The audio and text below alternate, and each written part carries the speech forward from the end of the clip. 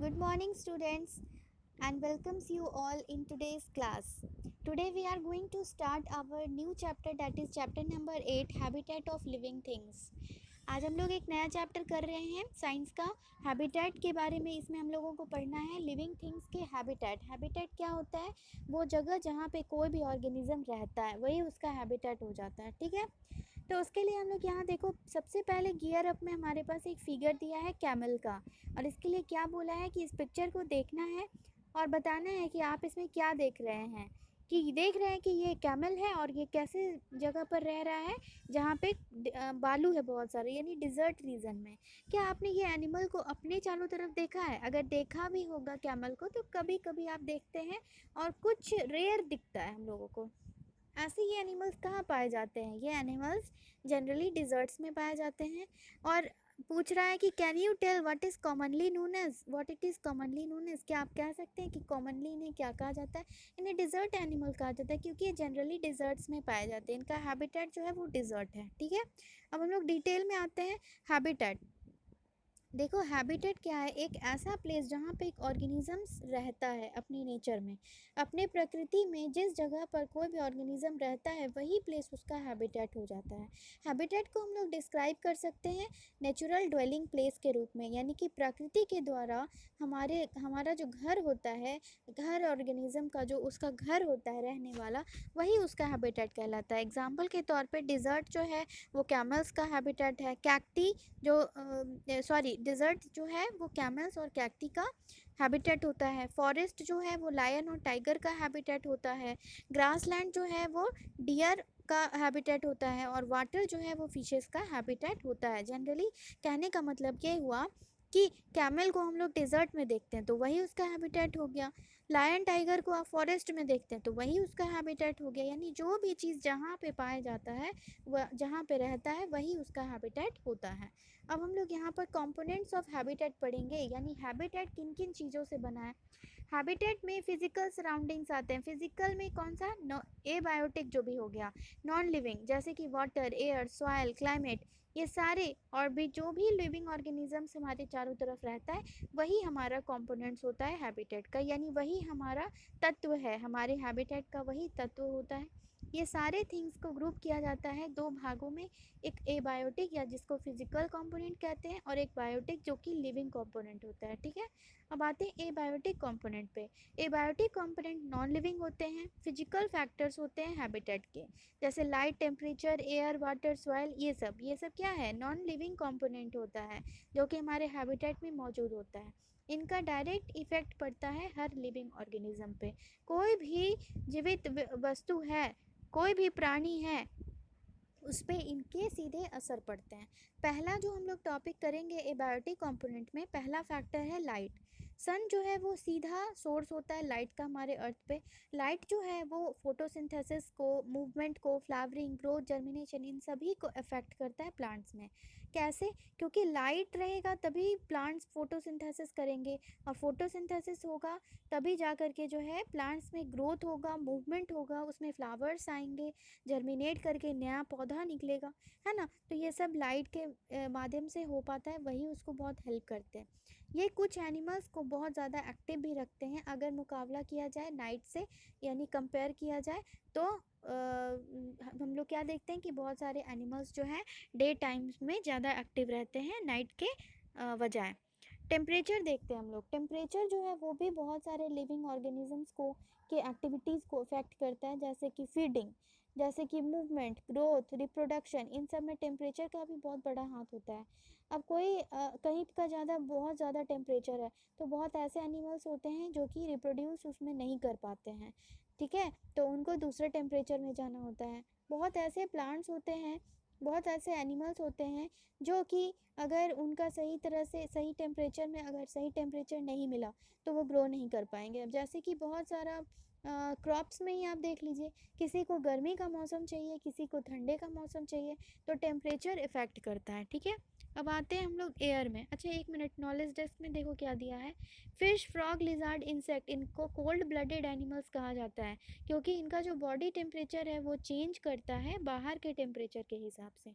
बाहर क्या टेम्परेचर है उसके हिसाब से उनके बॉडी का टेम्परेचर भी क्या होता है, चेंज होता है, इसीलिए उनको कोल्ड ब्लडेड एनिमल्स कहा जाता है। अब हम लोग आ जाते हैं एयर पे। सारे लिविंग ऑर्गेनिजम्स ऑक्सीजन लेते हैं एयर से रिस्पायर करने के लिए और बाहर क्या छोड़ते हैं, कार्बन डाइऑक्साइड। प्लांट्स इन्हीं कार्बन डाइऑक्साइड गैस को लेता है एयर से अपना खाना बनाने के लिए और इस प्रोसेस के दरमियान वो ऑक्सीजन गैस छोड़ता है जो कि लिविंग बींग्स के द्वारा रेस्पिरेशन के लिए यूज़ किए जाते हैं। अब आते हैं वाटर में। वाटर भी एक बहुत ज़रूरी तत्व है हमारे सारे जितने भी ऑर्गेनिजम्स हैं उनके बॉडी का। कोई भी ऑर्गेनिज्म पानी के बगैर जिंदा नहीं रह सकता। लिविंग बींग्स को वाटर की ज़रूरत बहुत सारे अपने लाइफ की एक्टिविटी कैरी आउट करने के लिए पड़ती है। खाना बनाने के लिए, नहाने के लिए, बाथरूम, वॉशरूम, हर जगह पे जो है पानी का ज़रूरत पड़ता है, प्लांट्स ग्रो कराने के लिए, हर चीज़ में। अब आते हैं सॉइल पे। सॉइल बहुत ज़रूरी चीज़ है लिविंग थिंग्स के लिए। क्यों? क्योंकि सॉइल में ही प्लांट्स ग्रो करते हैं और प्लांट्स वाटर और मिनरल्स जो है सॉइल से लेते हैं और ग्रो करते हैं और एनिमल्स को भी उनका फूड जो है वो प्लांट से मिलता है। बहुत सारे एनिमल्स जो है वो सॉइल में अपना घर बना के भी रहते हैं, छेद बना करके अंदर ही अंदर खोखला रास्ता बनाते हैं, उसमें रहते हैं, है ना। तो इस तरह से सॉइल भी हमारे लिए, हर ऑर्गेनिज्म के लिए फैक्टर होता है, इम्पोर्टेंट फैक्टर होता है, ठीक है। अब हम लोग आते हैं बायोटिक कंपोनेंट पे। सारे लाइफ फॉर्म्स यानी जितने भी जीवित प्राणी यहाँ पाए जाते हैं जिनमें जीवन हो, जैसे प्लांट्स हो, एनिमल्स हो, ह्यूमंस हो, इनको बायोटिक कंपोनेंट कहा जाता है और इनको 3 भाग में बांटा गया है। प्रोड्यूसर जो कि प्लांट्स हो गए, कंज्यूमर जो कि एनिमल्स हो गए और डिकम्पोजर जो कि माइक्रो ऑर्गेनिज्म, छोटे छोटे माइक्रो ऑर्गेनिजम्स हो गए, वो डिकम्पोजर होते हैं, ठीक है। उन वो किस हिसाब से एनर्जी को यूज़ करते हैं उसके हिसाब से इसको 3 भाग में ग्रुप किया गया है। पहला है प्रोड्यूसर्स। प्रोड्यूसर्स क्या है? प्रोड्यूस मीन्स, प्रोड्यूसर्स प्रोड्यूस से बना हुआ है। प्रोड्यूस मीन्स क्या होता है, जो उस चीज़ को बना रहा है, जो उसका क्या है, प्रोडक्शन कर रहा है ना, तो उसको प्रोड्यूसर कह रहे हैं। ग्रीन प्लांट्स प्रोड्यूसर्स होते हैं क्योंकि वो अर्थ पे फूड प्रोड्यूस करते हैं खुद से, है ना, खुद से बनाते हैं और बाकी सबों के लिए भी बनाते हैं क्योंकि वही प्लांट तो हमें बहुत सारा आइटम्स देता है जिसको हम लोग बना के खाते हैं, है ना। तो वो प्रोड्यूसर्स होते हैं। उनमें एक ग्रीन पिगमेंट होता है जिसका नाम है क्लोरोफिल और क्लोरोफिल की मदद से ग्रीन प्लांट्स जो है वो सनलाइट के प्रेजेंस में कार्बन डाइऑक्साइड और वाटर का इस्तेमाल करके अपना खाना बनाते हैं और इस प्रोसेस को फोटोसिंथेसिस कहा जाता है। क्योंकि प्लांट्स जो है वो अपना खाना प्रोड्यूस कर सकते हैं इसीलिए उनको ऑटोट्रॉप्स के नाम से भी जाना जाता है। ऑटो मीन्स सेल्फ और trophs means prepare. Auto means होता है सेल्फ यानी खुद से, ट्रॉप्स मीन्स होता है प्रिपेयर, बनाते हैं, इसीलिए इनको ऑटोट्रॉप्स के नाम से भी जाना जाता है। इसीलिए सारे एनिमल्स और नॉन ग्रीन प्लांट्स जो है वो प्लांट्स पे ही डिपेंड होते हैं अपने फूड के लिए, क्योंकि ये अपना खाना खुद नहीं बना सकते तो वो प्लांट्स पे ही डिपेंड होते हैं, उसी से उनका खाना मिलता है। अब आते हैं कंज्यूमर्स पे। एनिमल्स जो है वो अपना फूड प्रिपेयर नहीं कर सकते, ठीक है। वो या तो प्लांट से अपना फूड लेते हैं नहीं तो दूसरे जानवर को मार के खाते हैं, इसीलिए उनको कंज्यूमर्स या हेट्रोट्रॉप्स के नाम से भी जाना जाता है। हेट्रो मीन्स दूसरे, अदर्स, और ट्रॉप्स मीन्स प्रिपेयर यानी दूसरे के प्रिपेयर किए हुए खाने को वो खाते हैं, उस पर डिपेंड होते हैं, ठीक है।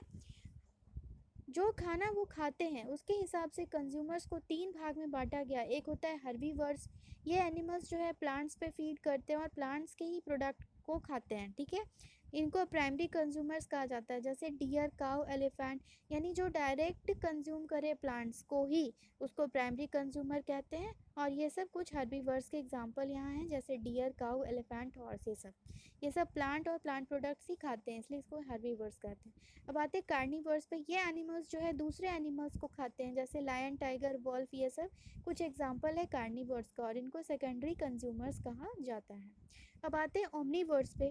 ये एनिमल्स वैसे होते हैं जो बोथ प्लांट्स और एनिमल्स दोनों को खाते हैं। ह्यूमन, क्रो, बियर एट्सेट्रा, ये सब कुछ एग्जांपल हैं ओमनीवोर के।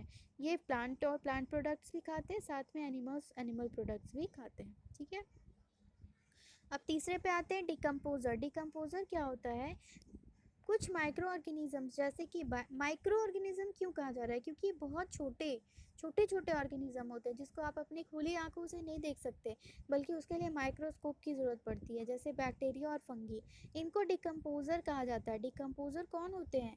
जो कि सड़ाते हैं, गलाते हैं चीज़ों को और उसको ही खाते हैं, क्योंकि वो मरे हुए प्लांट और डेड एनिमल्स के बॉडीज पार्ट्स को ब्रेक डाउन करते हैं, तोड़ते हैं और उनमें से न्यूट्रिएंट्स रिलीज़ करते हैं और इन्वायरमेंट में, और फिर उससे ही वो अपना एनर्जी भी लेते हैं। इसीलिए वो मिनरल्स और न्यूट्रिएंट्स का नेचर में रिसाइकलिंग में भी मदद करते हैं। मिनरल्स और न्यूट्रिएंट्स को बार बार वो मरे हुए चीज़ों को खाते हैं और उनमें से फिर कुछ एनर्जी रिलीज़ करते हैं, तो इस तरह से इनका साइकिल चलता रहता है। डिकम्पोजर्स को नेचर्स क्लीनर भी कहा जाता है, प्रकृति के सफाई करता। क्यों? क्योंकि ये इन्वायरमेंट को मरे हुए सड़े हुए चीज़ों से क्या रखते हैं, आज़ाद रखते हैं। क्यों? क्योंकि मरे गले हुए चीज़ों को तो वही खा जाते हैं, तो नेचर क्यों गंदा होगा? नहीं होगा। इसीलिए उनको नेचर्स क्लीनर भी कहा जाता है। डिकम्पोजर्स के बगैर जो अर्थ है वो ऐसा लगेगा जैसे कि मरे और सड़े हुए चीज़ों का ढेर है। अगर वो उसे नहीं खाएंगे, नहीं यूज़ करेंगे, तो क्या होगा, यहाँ इकट्ठा होता जाएगा, तो ये ढेर की तरह लगेगा। ठीक है। अब अगला जो टॉपिक है वो है टाइप्स ऑफ हैबिटेट्स। इसको हम लोग अपने अगले क्लास में या अगले वीडियो में डिस्कस करेंगे। ओके, तब तक के लिए फिर इतना पढ़ूँ। Okay, bye.